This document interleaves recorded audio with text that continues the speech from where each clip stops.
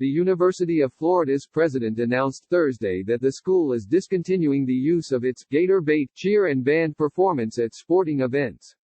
The school said the term is associated with a horrific history of racist imagery. UF President Kent Fuchs said the change was just one of many the school is making to address racism on its campus, amid ongoing protests following the death of George Floyd.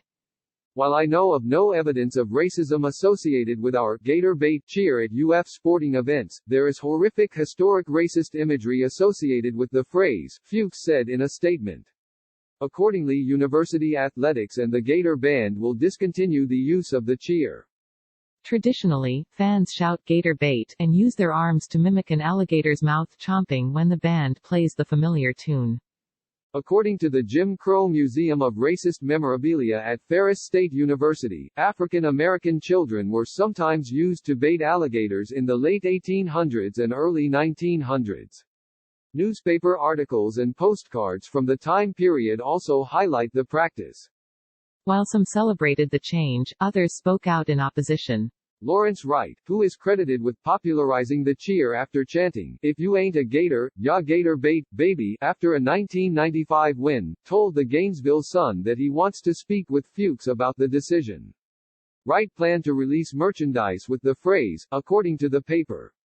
"I'm not going for it," said Wright, who was a member of Florida's first national title-winning football team. "I created something for us. It's a college football thing. It's not a racist thing, it's about us, the Gator Nation. And I'm black." The removal of the cheer was just one of more than a dozen actions announced by Fuchs as part of a three-point plan to address racism at the university. He also said that the university would be removing monuments and names celebrating the Confederacy and would cease relying on prison and jail inmates for farm labor.